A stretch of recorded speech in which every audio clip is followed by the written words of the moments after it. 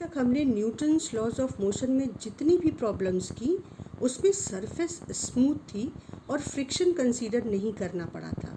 लेकिन अब हम रफ सरफेस पर ब्लॉक्स के मूवमेंट को स्टडी करेंगे। तो what is friction? When two surfaces are in contact and one surface has tendency to slip, that is, try to move relative to the other surface opposes this relative motion.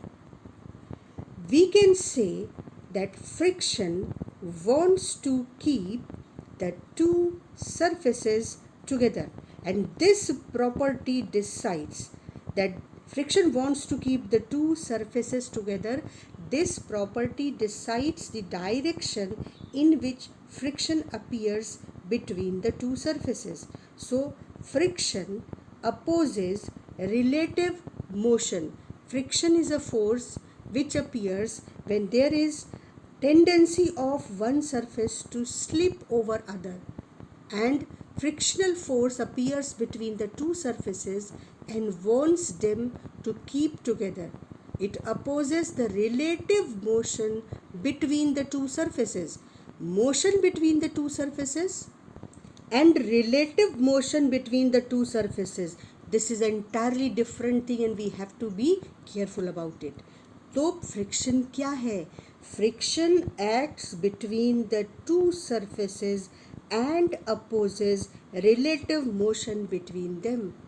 और friction की direction जब कभी भी हमें निकालनी होगी तो हम हमेशा ध्यान रखेंगे कि फ्रिक्शन ऐसे डायरेक्शन में लगेगा so that the two surfaces may remain together. तो फ्रिक्शन हमेशा उन सरफेसेस को साथ रखना चाहता है, इसलिए वो उस डायरेक्शन में लगेगा कि जो रिलेटिव मोशन है जिस सरफेस का उसको वो अपोज करे और सरफेसेस को साथ रखे। अब फ्रिक्शन मेनली टू क्वांटिटीज़ पर डिपेंड करता है। एक तो नेचर ऑफ सरफेस, कितनी रफ हैं दोनों सरफेसेस, और दूसरा नॉर्मल रिएक्शन फोर्स। ये बहुत इंटरेस्टिंग है। नेचर ऑफ सरफेस या रफनेस तो बहुत सीधा कॉन्सेप्ट है, लेकिन normal reaction force very interesting concept. क्या होता है नॉर्मल रिएक्शन फोर्स? हमको पता है, अगर ये ब्लॉक इस सरफेस पे रखा हुआ है तो ये ब्लॉक अपने ग्रेविटेशनल पुल की वजह से इस सरफेस को नीचे की ओर फोर्स लगाएगा। तो ये सरफेस इस फोर्स का इक्वल अमाउंट और ऑपोजिट डायरेक्शन में इस ब्लॉक को वापस लगाएगी रिएक्शन फोर्स। तो नॉर्मल रिएक्शन फोर्स में नॉर्मल क्या रिप्रेजेंट करता है कि जो सरफेस नॉर्मल रिएक्शन फोर्स लगा रही है ये फोर्स हमेशा उस सरफेस के परपेंडिकुलर होगा। अगर ये सरफेस हॉरिजॉन्टल है तो ये नॉर्मल रिएक्शन फोर्स वर्टिकल है। अगर ये सरफेस इंक्लाइंड हो जाए तो नॉर्मल रिएक्शन फोर्स इस सरफेस के नॉर्मल रहेगा और इसलिए इंक्लाइंड प्लेन के केस में ये वर्टिकल नहीं रह जाएगा। तो नॉर्मल रिएक्शन फोर्स के नेचर को समझना भी बहुत ज़रूरी है अगर हमें फ्रिक्शन सही सही कैलकुलेट करना है। तो फ्रिक्शन को हम स्मॉल f से रिप्रेजेंट करते हैं नॉर्मली, और कैपिटल F से हम फोर्स को रिप्रेजेंट करते हैं। Mu, Greek alphabet mu into n, where n is normal reaction force and mu is known as coefficient of friction. तो इस पॉइंट को हमको फटाफट नोट करना होगा, है ना, कि ये normal reaction force and this is coefficient of friction. And coefficient of friction for pair of to surfaces it is a constant, है ना। अगर सरफेस चेंज होगी तो म्यू चेंज होगा, सरफेस सेम रहेंगी तो म्यू सेम रहेगा। अब इंटरेस्टिंग बात है नॉर्मल रिएक्शन फोर्स, इसकी वजह से फ्रिक्शन बहुत वैरी करता है, डिफरेंट केसेस में अलग अलग अप्लाई होता है। तो फ्रिक्शन नॉर्मल रिएक्शन फोर्स पर जो डिपेंड करता है उसकी वजह से कैसे इंटरेस्टिंग केसेस डेवलप होते हैं, एक एक करके इम्पॉर्टेंट केसेस को देख लेते हैं। पहला केस तो बेटा सिंपल है। अगर हॉरिजॉन्टल सरफेस है तो ऑब्जेक्ट अपने वेट के बराबर फोर्स से इस सरफेस को पुश करेगा नीचे, तो जो सरफेस है वो वर्टिकली अप वेट के बराबर ही रिएक्शन फोर्स लगा देगी। तो जो फ्रिक्शनल फोर्स है वो इस ऑब्जेक्ट के मोशन के केस में अगर ये इधर मूव करना चाहे तो इसका रिलेटिव मोशन इस सरफेस के रिलेटिव राइट साइड में है, तो फ्रिक्शन चाहेगा कि इसके इस रिलेटिव मोशन को वो अपोज करे, तो वो पीछे की ओर यानी लेफ्ट डायरेक्शन में लगेगा और उसकी वैल्यू होगी म्यू इनटू एन। ठीक, तो ये force relative motion of this block उसको अपोज करेगा और इस सरफेस पर पीछे की ओर लगेगा। लेकिन अगर यही सरफेस इनक्लाइंड हो जाए किसी एंगल थीटा पर, तो अब ये जो ब्लॉक है ये अपनी पूरी वेट के बराबर फोर्स से इस इनक्लाइंड सरफेस को नीचे की ओर पुश नहीं करेगा। ये किस फोर्स से नीचे की ओर इस सरफेस को पुश कर पाएगा? एम जी कॉस थीटा के फोर्स से। एम जी इसका वेट और cos theta component, M G का ये कंपोनेंट वो फोर्स है जिससे ये ब्लॉक इस इंक्लाइंड सरफेस को नीचे की ओर धक्का देगा। तो जो एन है इस सरफेस का रिएक्शन फोर्स, एक तो वो इस सरफेस के परपेंडिकुलर होगा और दूसरा उसकी वैल्यू जो है वो अब एम जी न होकर एम जी कॉस थीटा हो जाएगी। तो जब M G sine theta component of M G इस ब्लॉक को नीचे की ओर स्लिप कराना चाहेगा, तो इस ब्लॉक के रिलेटिव मोशन को इस डायरेक्शन में रोकने के लिए फ्रिक्शन फोर्स इस डायरेक्शन में डेवलप हो जाएगा और उसकी वैल्यू जो मैक्सिमम वैल्यू है, यहाँ हम फ्रिक्शन की वैल्यू नहीं कहें, फ्रिक्शन की maximum value between these two surfaces will be mu times N. क्यों ऐसा कह रही हूँ इसे हम आगे अभी देखेंगे, लेकिन अब जो फ्रिक्शन है वो म्यू एम जी नहीं, mu M G cos theta होगा। यानी एम जी जब पूरा का पूरा वेट नॉर्मल रिएक्शन फोर्स के बराबर था तो फ्रिक्शन ज़्यादा था, और अब एम जी का एक कंपोनेंट है यहाँ, मतलब इस केस में तुम देखो कि फ्रिक्शन रिड्यूस हो गया, जबकि सरफेसेस चेंज नहीं हुई पर फ्रिक्शन रिड्यूस हो गया। क्यों? क्योंकि नॉर्मल रिएक्शन फोर्स कम हो गया। तो नॉर्मल रिएक्शन फोर्स के वजह से फ्रिक्शन की वैल्यूज़ में बड़े इंटरेस्टिंग ट्विस्ट आते हैं। अब एक और केस देख लेते हैं, हम लोगों ने स्यूडो फोर्स अभी पढ़ा, तो लिफ्ट में एक ऑब्जेक्ट को रखकर देखते हैं कि नॉर्मल रिएक्शन फोर्स तो वहाँ भी चेंज होता है। तो अब अगर लिफ्ट का कोई केस ले लेते हैं कि वो एक्सेलरेट कर रही है ऊपर की ओर, तो अब तुम्हें पता है कि ये जो ब्लॉक है ये सिर्फ अपने वेट के बराबर फोर्स से लिफ्ट की फ्लोर को पुश नहीं करेगा, बल्कि जो आदमी इसके अंदर खड़ा है उसको एक और फोर्स भी एक्सपीरियंस होगा लिफ्ट की फ्लोर पे एक्ट करता हुआ, m इंटू ए, जहाँ m इस ब्लॉक का मास है और a इस लिफ्ट का एक्सेलरेशन। तो जो फ्लोर है वो कितना फोर्स टोटल एक्सपीरियंस करेगी? वो floor M G plus M A force experience करेगी। तो वो जो रिएक्ट करेगी ब्लॉक को, वो इसके बराबर रिएक्ट करेगी। तो जो नॉर्मल रिएक्शन फोर्स अब तुमको मिलेगा n, वो n क्या होगा? इस M G plus M A के बराबर होगा। तो नॉर्मल रिएक्शन फोर्स कैसे डिफरेंट केसेस में बदल रहा है, और उसकी वजह से डिफरेंट केसेस में जब फ्रिक्शनल फोर्स की मैक्सिमम वैल्यू कैलकुलेट करेंगे तो म्यू टाइम्स एन भी चेंज होगा।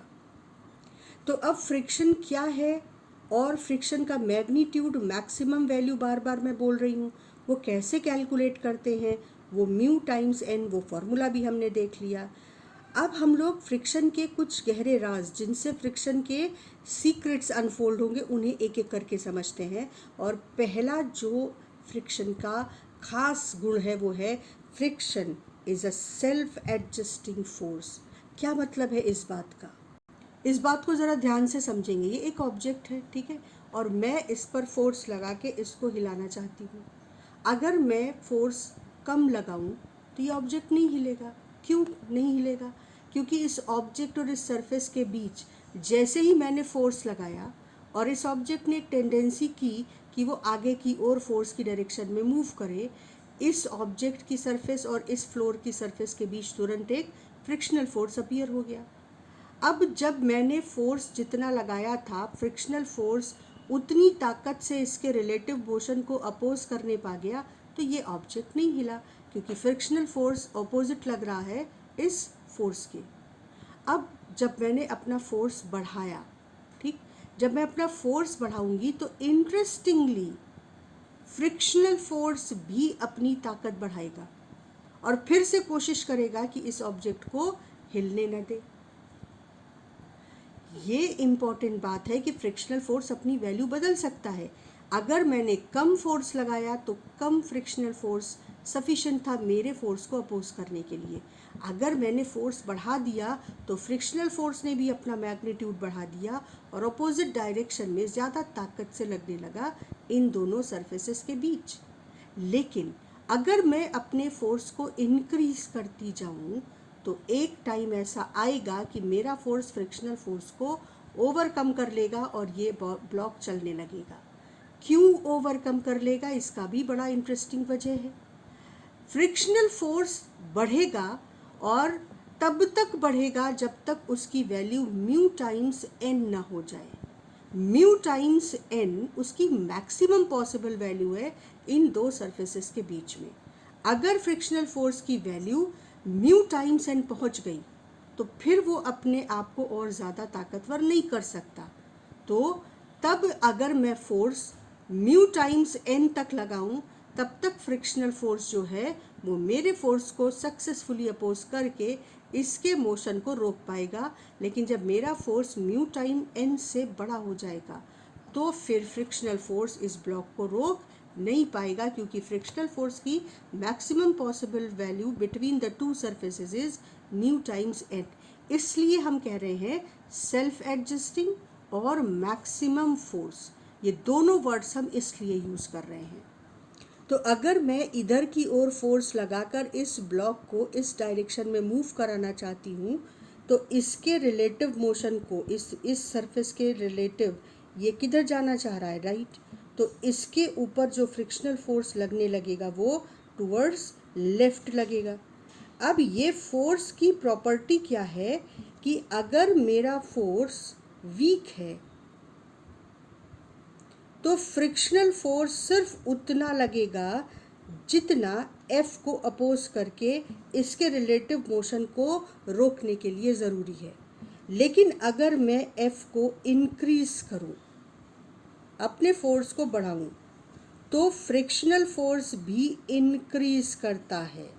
ये इम्पॉर्टेंट बात है, इसीलिए हम उसको कहते हैं सेल्फ एडजस्टिंग फोर्स, क्योंकि फ्रिक्शनल फोर्स अपने आप को बढ़ा सकता है बिटवीन द टू सरफेसेस और वो फिर से कोशिश करेगा कि बढ़े हुए फोर्स को वो अपोज करके इस ब्लॉक के रिलेटिव मोशन को रोक सके। लेकिन मैंने फ्रिक्शनल फोर्स के इस कोशिश को नाकाम करने के लिए अपने फोर्स को और बढ़ाया।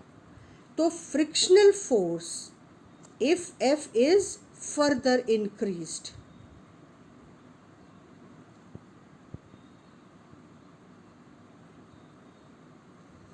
then frictional force will also increase.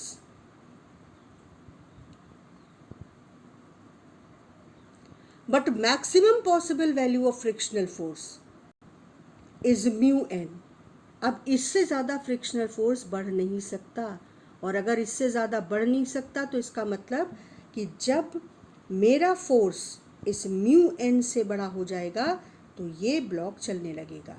और फ्रिक्शनल फोर्स की मैक्सिमम वैल्यू म्यू एन होती है, लेकिन फ्रिक्शनल फोर्स ज़ीरो, मतलब दोनों के बीच अगर रिलेटिव मोशन नहीं है तो फ्रिक्शनल फोर्स अपीयर ही नहीं होगा, वो पिक्चर में आएगा ही नहीं, तो ज़ीरो होगी उस समय फ्रिक्शनल फोर्स की वैल्यू जब ये ब्लॉक इस सरफेस पर चलने की टेंडेंसी ना रखे। लेकिन जैसे ही इसकी टेंडेंसी चलने की होगी फ्रिक्शनल फोर्स ज़ीरो से बढ़ेगा, और कब तक बढ़ेगा, जब तक उसकी वैल्यू म्यू एन ना हो जाए। तो हम लोग इस पॉइंट को कंक्लूड करेंगे, समझते हुए लिखेंगे कि friction between two surfaces varies between zero to its maximum possible value between two surfaces, which is mu times normal reaction force n to oppose relative motion between the two surfaces. ठीक, तो F maximum is mu N. लेकिन हमेशा frictional force अपनी इस maximum value में नहीं होगा। अगर इससे कम में फ्रिक्शनल फोर्स रिलेटिव मोशन को रोक सकता है तो फ्रिक्शनल फोर्स उसी वैल्यू पर खुद को एडजस्ट कर लेगा।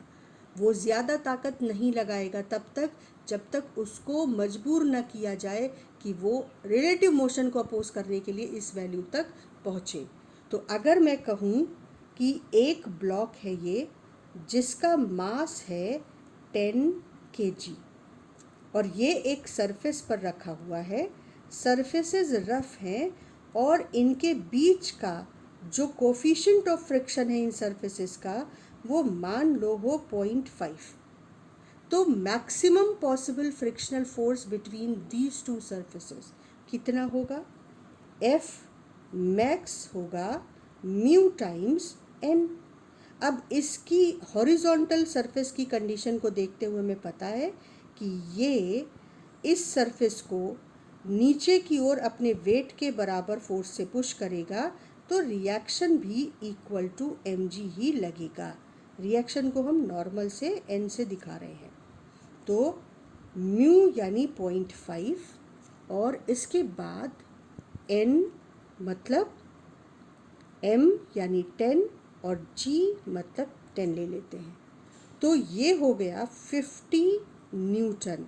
फ्रिक्शनल फोर्स की मैक्सिमम वैल्यू 50 न्यूटन है इस केस में। अब मान लो कि मैंने जो फोर्स लगाया वो केवल 15 न्यूटन था। मैंने जो फोर्स लगाया वो 15 न्यूटन था। तो फ्रिक्शनल फोर्स कतई 50 न्यूटन की वैल्यू अक्वायर नहीं करेगा, वो सिर्फ 15 न्यूटन के बराबर पीछे की ओर लगेगा। और जब 15 न्यूटन काफ़ी है ब्लॉक को रोकने के लिए तो वो 15 न्यूटन पर ही एडजस्ट हो जाएगा और फ्रिक्शनल फोर्स की वैल्यू इस केस में सिर्फ 15 न्यूटन होगी। तो नॉर्मली बच्चे बहुत जल्दी में म्यू एन को 50 न्यूटन को इन दोनों ब्लॉक्स के बीच का फ्रिक्शनल फोर्स बता देते हैं, जबकि फोर्स जो लग रहा है वो सिर्फ 15 न्यूटन लग रहा है। तो फ्रिक्शनल फोर्स 15 न्यूटन पे खुद को एडजस्ट करके इस ब्लॉक के रिलेटिव मोशन को रोक सकता है, तो वो 15 न्यूटन तक नहीं पहुंचेगा। ये फ्रिक्शनल फोर्स की बहुत इम्पॉर्टेंट प्रॉपर्टी है that it is self adjusting and maximum value of frictional force is mu times N. ठीक, तो फ्रिक्शनल फोर्स 0 से म्यू टाइम्स एन के बीच वेरी कर सकता है। तो फ्रिक्शनल फोर्स को और बढ़िया तरीके से हम लोग उसकी और प्रॉपर्टीज़ को और उसके न्यूमेरिकल्स को नेक्स्ट क्लास में कंप्लीट कर लेंगे।